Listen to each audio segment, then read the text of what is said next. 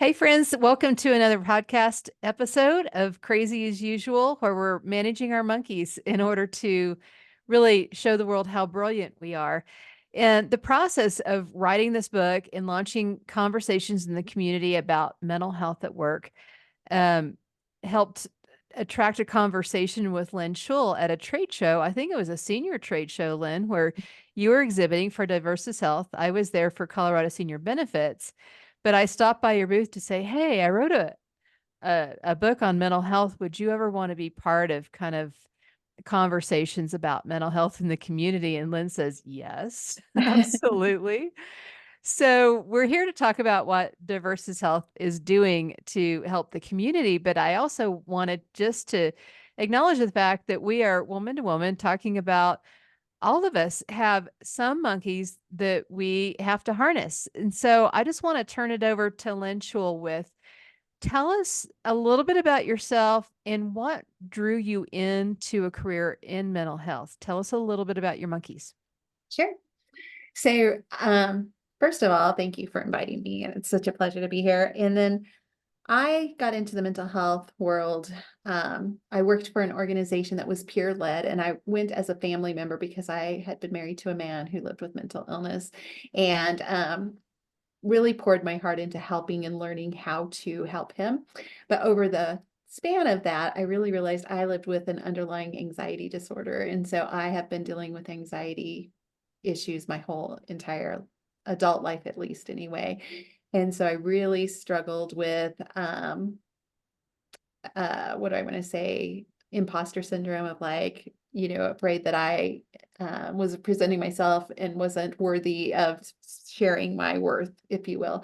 And Yeah. so so in 2020, I actually had the worst um, anxiety attack that I'd ever had, and I ended up in bed for 30 days. And I could not get out of bed. I was depressed. I couldn't eat. I couldn't sleep. I was miserable. And so when I started coming out of that, when I started coming out of or figuring I had to start moving forward, um, I've been on this research of how does one get out of bed for one, and then how does one stay out of bed for two, right? And so I've been working on that. And so through that experience, I've really been teaching resiliency classes and sharing my experience of how to build your resilient muscle, right? We need to learn how to overcome hard times. And so how do we build that muscle? Oh, wow. Building resiliency muscle. Do you feel like if we all had a better technique under our tool belt to build resiliency, that we would really save some of the mental health crashes that happen in the workplace? Yeah, absolutely. And I think there's a twofold thing of like having good coping skills, right? Would be one of the things that we need. But the other part of it is really the thoughts that we tell ourselves, right? What we allow our monkeys to tell us, and how do we reframe those a little bit and not always believe our monkeys, right?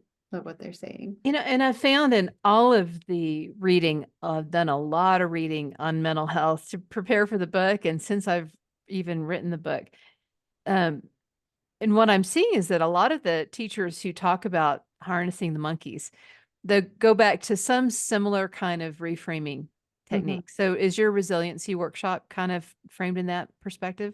Mostly I can give you just a real quick little blurb about the resiliency. So what I learned for myself was that it has to be super simple, because as we are working people, working women, working folks, we get very in this thought process of like, I will take care of myself when the weekend comes. I will take care of myself later. I will do this. And we keep putting it off.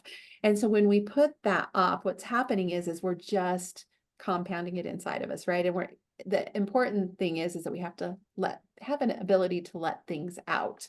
And so a lot of times what happens is we just keep stuffing and we keep stuffing and we keep stuffing with intention to do self-care sometime, but we get busy, we get in our world and we don't do it. So Hmm. as I was doing my journey, I realized that there were times in my day, like I would just be sitting at my desk and I would feel icky and I would be like, something's bothering me, something is not feeling good. And so in that moment, I would be like, what can I do in this moment to take care of myself? And so I've literally created like a toolbox in my mind that has all of my self-care tools. And so in there, I'm like, so when I'm sitting here and I'm feeling icky, what is something I can do in right now so that I don't put it off till never and that I can get this done? And so then I think, well, right now, all I have time for is a couple of deep breaths. So I'm going to take, do my breathing. Or maybe I need some motivation. Sometimes music is it. And I'll turn on music and dance around the house for like 30 seconds and then I'm feeling better. And if I do that constantly throughout my day, Hmm. I'm realizing that I'm really building my resilient muscle because I'm not sitting in it. I'm not holding on to it. And I'm giving myself the ability to let things out Yeah. and hold on to it. And so that's really one of um, my big things when I talk to people is like, just don't hold on to it. Like figure out ways to, because some of our stress patterns really are um, just not giving ourselves a break, Yeah. or not allowing us to be able to let go of Yeah. that icky feeling. It doesn't have to be big stuff. Sometimes it's just, we're just sitting in it, and we've trained ourselves to do that. And it's like, how do we retrain, And so trying to Well, and increase those hormones in our brain. what I'm hearing is that you're not necessarily solving all your problems. Mm-mm. You're just resetting your brain, your mindset, so that Right. you can think better, I would assume. Right. Yeah. Because for some reason, as humans, right, we created these neural pathways in our brains. And I say they're like roads and ruts in our brain. And that's our normal reaction. So for some reason, we go negative. I don't know why. Like we just go like, oh, this is hard, or I can't do this, and I'm just not good enough, or I don't, and that's just the road we travel. But what's unique about our brains is we can create new neural pathways, right? And Yeah. so, but we have to do that with intention. So when we go down those roads of like, oh, here I am, I'm going down that icky road again, stop it, take a minute and just say, how can I change that thought? Or how can I start creating my other road? And so like gratitude is a really good tool, right? Of like Right. being able to be great. Like, okay, so this job is really hard. Like this project I'm working on, I cannot do this project. It is so hard. And then I can stop myself and go, wait, that's kind of going down that road. I don't want to go that way. So Right. that I tell myself, what can I be grateful for in this moment? And so I'm grateful that I had the opportunity to learn something new. I'm grateful that I really have support in this role. I'm really grateful that I even have this job that has this hard thing because it pays for my bill, and I can just start Yeah. going down the grateful road and I'm creating that new road or new neural pathway in Yeah. my brain. And Yeah. so, yeah. That's brilliant. I think it's important for all of us to know that harnessing the monkeys doesn't mean having the solution to our problem. And I Mhm. run two CEO roundtables. We don't always have a solution for each other's issues. We found that sharing them out loud, number one, makes us feel like, oh, I'm not alone. I'm not Mhm. the only one who feels this way. And having other people share their experiences gives us courage that I will also find a way out. Mhm. And some people do walk out with a new solution, but it's not because somebody told them what to do. It's because the act of just talking about it gave Mhm. them the clarity to say, "Oh, this is the way it needs to be," and I feel Mhm. good about that. Yeah. Yeah, Yeah. and one of my other philosophies is it has to be super simple. Like if it's hard to do, like if you're stressing over it, feeling overwhelmed over it, you have to take a step back and go, how can I make this super simple? Like I'm making it harder than it needs to be, probably. But it could be, I always use the phrase, inch by inch, it's a cinch, by the yard, it's hard. And so I Right. just want to do the first next step. And oh, I did that. Like, and then I celebrate it because again, that's increasing those happy hormones in our brain to feel better. Right. Yeah. So Love that. yeah. Inch by inch, it's a cinch. Oh no, by the inch, it's a cinch. No, Okay. inch by inch, it's a cinch. By the yard, it's hard. Okay. I love that. I'm writing it down. I'm going to And put it's that. not mine. I stole that from somewhere, but I I say it know to myself I all know the I've time. heard it before. Yeah. Yeah. But it's such a good thing to remember. Like, just do the next step. Don't think about the end goal necessarily, but what's the first thing I should do? And then when you do it, Yeah. celebrate it because it's like, I just did the first step. Okay. Then it motivates you to do the next step. And which is really instrumental for imposter syndrome. mhm, It doesn't matter what role we're in, what job we're in, what life situation we're in. There's always going to be a challenge. There's always going to be something that's hard, something that we're doing for the first time. mhm, And when we realize, I'm not expected to have all the answers. I'm going to do what I think is best. And if it mhm. doesn't work, then I'll try the next thing. Yeah. And It's you and I were talking before, I'll just show you my bulletin board and how yeah, messy it is, but I have that there for my imposter syndrome because those are all people who have said that something good about me, personally, and that they've said like Lynn was instrumental in helping or something like that. And so when I do have that imposter syndrome, I'm like, I don't know if I can do this. I go to my board and I read those statements and I'm like, oh yeah, look, I can do this. Like these people right. said that I did okay, and so Yeah. that is one way that I change my thought process in that of like, there's Beautiful. proof in the pudding that I can do this next thing, and so Right. Right. yeah. That's good. And I love that you have it visible. Hmm. I've tried keeping it in a file drawer. Sometimes I forget it's there. Hmm. I've tried writing it down on my phone, and there are times when I just don't remember where I wrote that down. Yeah. Yeah. So it's good to keep it visible. That's a really Yeah. good idea. We all need to be reminded of, especially on the days when, my original monkey was nobody likes me. Mhm, And so I started a list of people who like me. mhm, And, I started keeping nice things that they say just as a reminder that, okay, even though that person was mean today, most people feel more like her. Yeah. So yeah, that's good. Yeah, I love that. I know Yeah, we really hit it off when we first talked. We had a lot of energy in that conversation. So I yeah, really appreciate that you came to my book launch, even though it was the second time we'd ever spoken. yeah, no, that was very impressive. I loved that. Yeah. I It love was, the work that you're doing. So, oh, thank yeah. you. Hmm. Well, I think it's really important, and it's led me uh, down an interesting path because now even the consulting work that I do um, does involve monkeys in that when we're creating a process and a strategy and a growth plan, it's easy to say, I'm not qualified to do this. I'm not going to be able to grow my business like her business. But I just attended a conference where they awarded the 50 fastest growing women owned businesses. Hmm.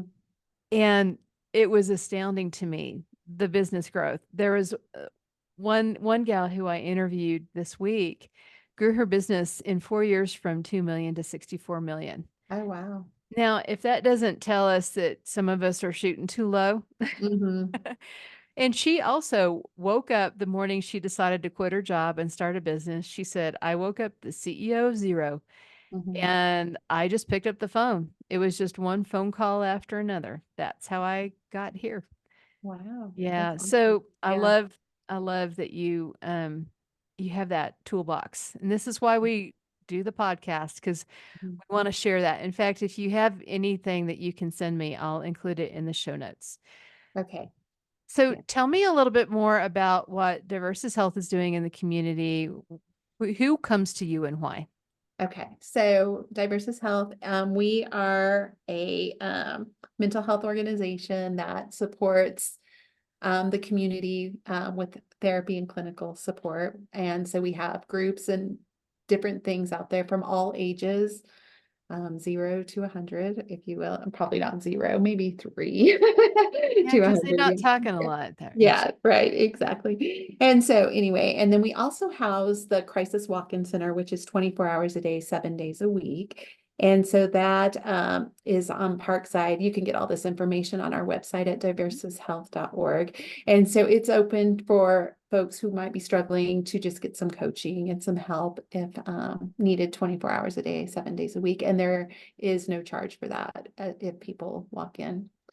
And then as far as my team goes, we are, I am part of the outreach team. And so I do a lot of education programs. So we teach classes like mental health first aid, assist, QPR, and then we do some resiliency trainings that we've created. And we can go out in the community and support the needs of the community that way. And we're also a bridge to help connect to resources if needed, and if people need resources for mental health. And this is one of the reasons that we connected, because I'm wondering, how do we connect businesses with resources so they can get employees in a good headspace, fully engaged, not interfere with business process when necessary things happen. People go into a natural depression when someone dies or something happens, even in the workplace with a leadership change, or a CEO sells the business and you have a Mhm. whole new leadership team. There are reasons why people need help. So, how does the business community take a look at what Diversus does? Yeah, so I think I should attach our information sheet so that you can pass that on to folks. And so it's just basically calling in and seeing what resources there are. We also partner with the crisis line in Colorado, so I think that would be a needed thing for businesses to have. So it could be 988 or the 844-393-8255 number. And that is 24 hours a day, 7 days a week that people can call and get support and help. And then they're going to help folks figure out what their next step would be. And Mhm. so we're part of that resource for that as well. And so that would be also a good way that businesses could get support and help. Yeah.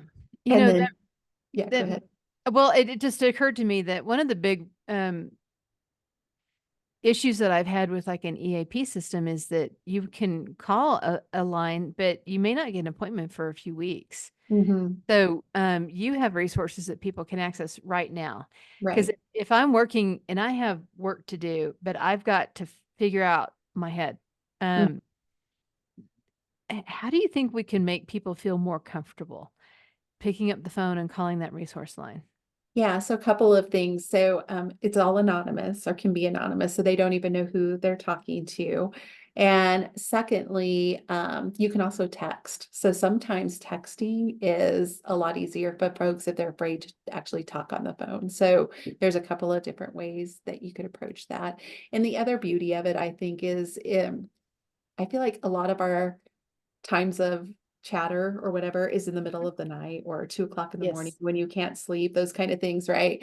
And so that is available at those times. And so if you're having a real struggle, you can text it out real quick, you could call it out, whatever is more comfortable for you. Some people like the voice, some people are afraid to call, right? And so, Yeah.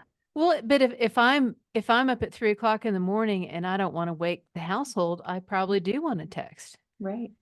That's Yeah. a beautiful thing. I did not realize that you could text. Because Yeah. I remember one time, I probably told this story too many times, but I don't think you can tell it too many times.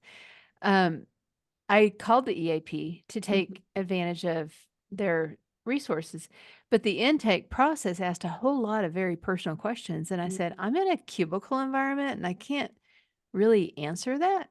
Mhm. And they Yeah. said, I'm sorry, man, but we can't schedule an appointment till you answer all these questions. I'm like, you don't understand. I it Yeah. was a really tough thing. So if they had had a text intake, it would have made a huge difference. Well, and the other resource that Diversus Health has and is working really well is we have same day access now. So meaning that somebody can get assessed the day they call. And so they can call the phone number, which do you want me to say it quick? 719-572-6100. And they can call and get same day access. And same day access is then going to help them navigate what the next steps are and kind of Nice. what the needs are. So that's an exciting thing that we're really proud of that is rolling out. So Well, because and typically the past, right, it was like 30 days to get in or 60 right. days to get in, you know, and so we're trying to Because make it. everyone knows that there's a shortage of Mhm. therapists. So Mhm. how do you have enough people available to do that? Yeah, I'm probably not the one to ask that question too, but I'm really amazed at the work that we've done and how brilliant it's, I mean, it's taken some time, right? It didn't just happen overnight. And so it's been a process getting it there, but really proud of our organization for Yeah. getting that running and going. And Beautiful. yeah, I seems to love be that. going well. Yeah. Oh, good. Man, that's really great news. There's lots of good stuff to share here. Um, so I'm going to let you close it strong with how would you encourage a safe, open dialogue around mental health at work? Hmm. Well, the first thing that comes to my mind when you say that is hoping that as we're having these conversations that we're changing the idea that it's that we should that it would be okay for people to be able to talk about what's happening with them, right?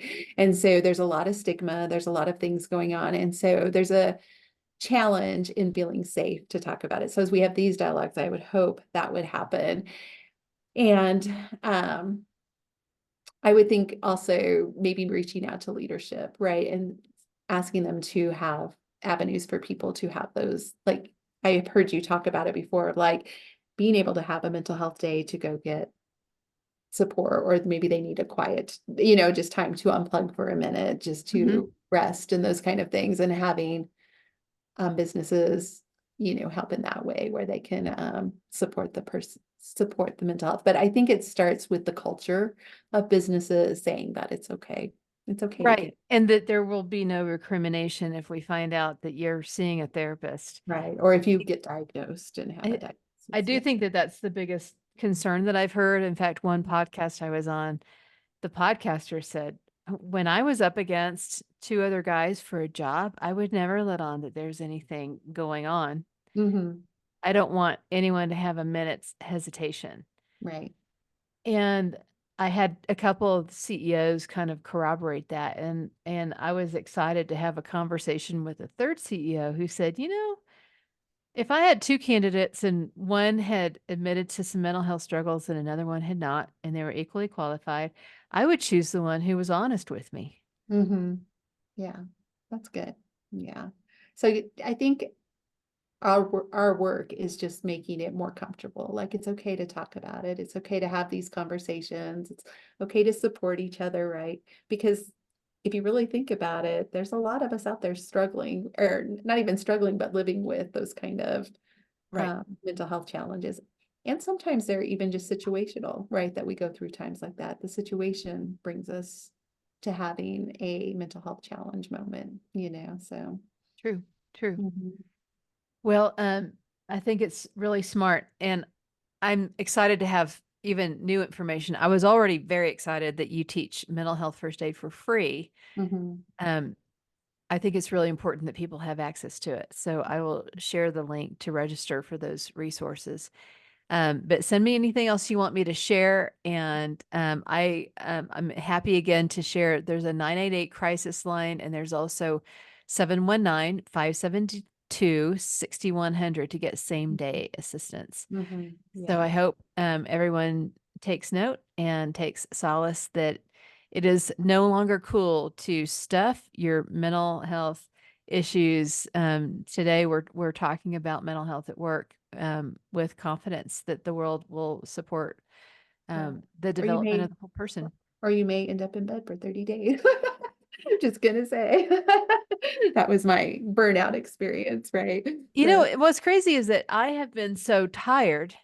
from trying so hard to be excellent at work. My addiction Mhm. to extraordinary has put me in the situation more than once when I felt like I might be getting sick. And I actually thought, you know what? If I have cancer or if I have to get my gallbladder out, I would be grateful because I'd have a good reason to be in the hospital. Right. And who wants to be in the hospital? But I was so tired. I wanted someone to tell me I had to go to bed. Mhm. But you had to take a break, yeah. Yeah, Mhm. that's the time to recognize, let's cut this off at the pass. Let's not wait till it gets that far. So Yeah, absolutely. thank you, Lynn Shull, for being with us today. I will Thank share these details, and I really appreciate your vulnerability and your willingness to tell your own monkey story. Yeah, So, thank you. friends, keep checking out Crazy as Usual on the LinkedIn newsletter, YouTube channel, or on Instagram. And I hope that everybody can walk away from today feeling crazy, brilliant, and free.